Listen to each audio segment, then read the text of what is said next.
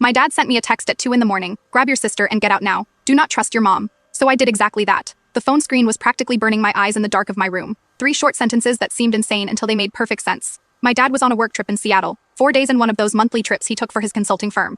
Always by the book, predictable. He never texted after 10 p.m., never used urgent language, never said anything that would scare us. This message broke every rule I knew about my dad: careful and controlled, meaning something had gone seriously wrong. I was 17 and already knew how to tell when an adult was overreacting, or when they were actually terrified. This text felt like pure terror squeezed into 12 words. I threw the covers off, grabbed whatever clothes were on the floor, pulled on jeans and a hoodie, while my brain tried to process what it meant. Do not trust your mom. My mom was downstairs in the living room, where I had left her an hour ago, watching true crime docs and drinking wine like pretty much every night. Normal suburban mom behavior, nothing weird or suspicious.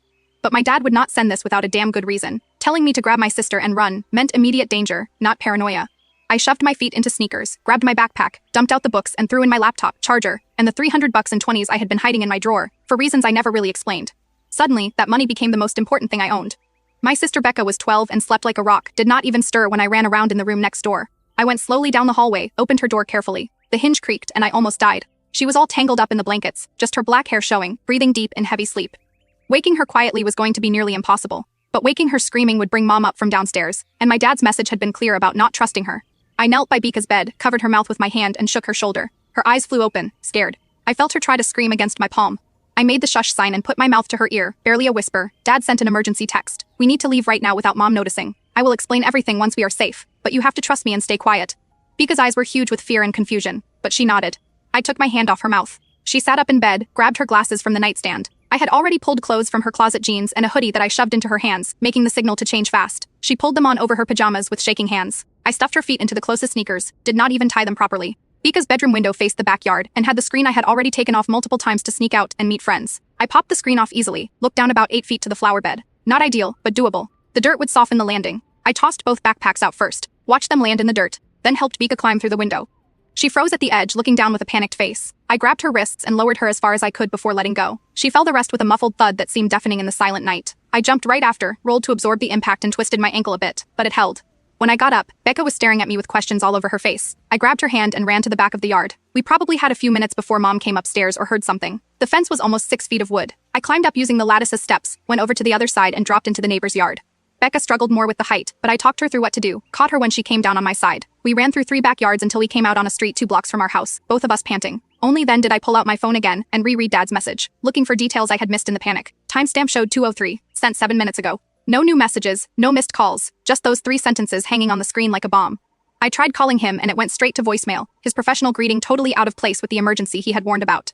Becca was tugging on my sleeve, wanting an explanation I did not have, her voice rising with nerves. I showed her the text and watched her face go white, even in the dim light from the street lamp. What did he mean, do not trust mom? What is happening? I still do not know.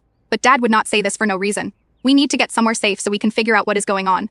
I was trying to sound calm, even though I had no plan beyond getting out of the house. We were on a residential street at 2 in the morning, nowhere to go, and unable to reach the only parent who had told us to run. Then my phone buzzed with a new message, this time from Mom. Where are you girls? I heard noise upstairs. The casual tone seemed so wrong for the situation, like she wanted to pretend nothing was happening. Or maybe for her nothing was happening, and Dad's message was the problem. But I kept coming back to those 12 words, the precision of the warning, the fact that Dad's phone was off now. Another message from Mom appeared before I could decide what to answer. This is not funny. Come down now or I am calling the police. The threat sounded strange, because what would she tell the police? That her teenage daughters left the house at night. We were not missing, or kidnapped. We had left on our own, following Dad's warning. Unless Mom had a reason to want police involved, unless she wanted to force us back with official authority. Becca was crying softly. That scared crying of a 12-year-old watching normal life explode at 2 in the morning. I put my arm around her shoulders and kept walking, taking us toward the 24-hour convenience store 3 blocks away. At least there would be light there, people who could see us, minimal safety, while I figured out the next step. My phone kept buzzing with messages from Mom, each one more anxious than the last, from confusion to anger to threats.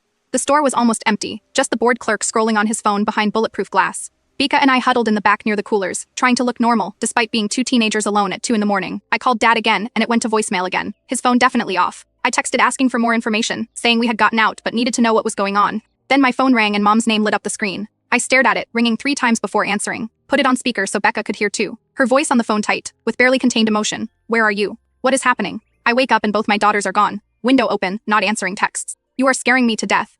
Sweetie, she really did sound scared and lost. Nothing in her tone suggested danger or threat. But my dad's message kept hammering in my head.